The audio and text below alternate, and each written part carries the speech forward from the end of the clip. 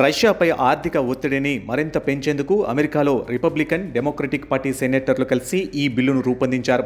ఈ బిల్లుకు దివంగత సెనేటర్ లిండ్సే గ్రాహం ప్రధాన రూపకర్తగా వ్యవహరించారు. ఆయన మరణానికి ముందు ట్రంప్ పరిపాలనతో కీలక చర్చలు జరిపి బిల్లుకు రూపురేఖలు సిద్ధం చేసినట్లు అమెరికా మీడియా పేర్కొంది. ఈ బిల్లు కేవలం రష్యా ప్రభుత్వాన్నే లక్ష్యంగా చేసుకోలేదు.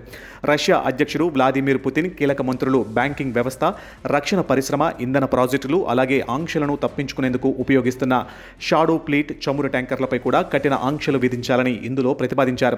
ఉక్రెయిన్ యుద్ధం ప్రారంభమైన తర్వాత పాశ్చాత్య దేశాలు రష్యాపై అనేక ఆంక్షలు విధించాయి.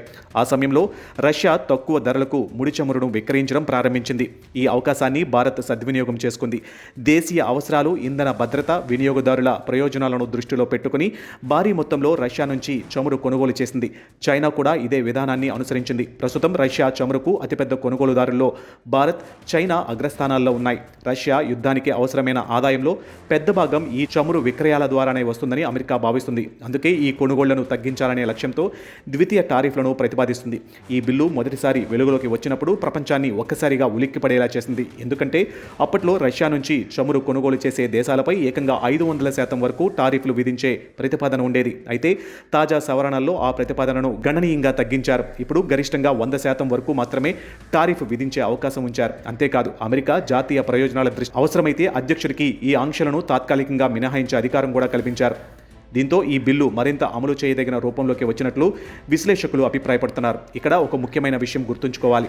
ఈ బిల్లు భారత్పై నేరుగా ఆంక్షలు విధించడం కాదు, అమెరికా మార్కెట్లోకి వచ్చే వస్తువులపై అదనపు టారిఫ్లు విధించే అధికారం మాత్రమే ఇందులో ప్రతిపాదించారు. అంటే భారత్ నుంచి అమెరికాకు ఎగుమతి అయ్యే కొన్ని వస్తువులపై అదనపు దిగుమతి సుంకాలు విధించే అవకాశం ఉంటుంది. అది కూడా ఈ బిల్లు చట్టంగా మారితేనే. ప్రస్తుతం భారత్, అమెరికా మధ్య వాణిజ్య చర్చలు కొనసాగుతున్న నేపథ్యంలో తుది నిర్ణయం ఎలా ఉంటుందనేది ఆసక్తికరంగా మారింది. రష్యా నుంచి చమురు కొనుగోలు చేయడం పూర్తిగా భారత జాతీయ ప్రయోజనాల కోసమేనని భారత్ గతంలోనే స్పష్టం చేసింది. ప్రపంచ మార్కెట్లో చమురు ధరలు పెరిగిన సమయంలో తక్కువ ధరలకు లభించిన రష్యా చమురును కొనుగోలు చేయడం వల్ల దేశంలో ఇంధన ధరలపై కొంత నియంత్రణ సాధ్యమైందని భారత ప్రభుత్వం పలుమార్లు తెలిపింది. భారత్ తన విదేశాంగ విధానంలో వ్యూహాత్మక స్వతంత్రతను పాటిస్తుందని, ఏ దేశ ఒత్తిడికి లోను కాకుండా తన జాతీయ ప్రయోజనాలకే ప్రాధాన్యం ఇస్తుందని ఇప్పటికే స్పష్టం చేసింది. ఈ బిల్లుకు సంబంధించి అమెరికా అధ్యక్షుడు డొనాల్డ్ ట్రంప్ కూడా ఆసక్తికర వ్యాఖ్యలు చేశారు.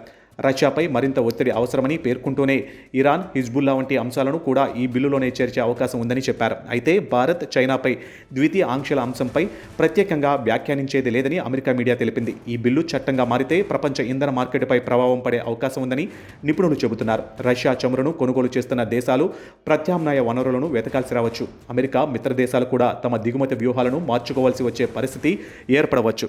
అయితే అధ్యక్షుడికి ఇచ్చిన మినహాయింపు అధికారంతో పరిస్థితులను బట్టి అమెరికా ప్రభుత్వం సడలింపులు ఇచ్చే అవకాశం కూడా ఉంది. మొత్తానికి రష్యాను ఆర్థికంగా ఒంటరి చేయాలన్న అమెరికా వ్యూహంలో ఇది మరో కీలక అడుగుగా కనిపిస్తుంది. కానీ ఈ బిల్లు ఇంకా చట్టం కాలేదు. అమెరికా కాంగ్రెస్లో ఆమోదం పొందాల్సి ఉంది.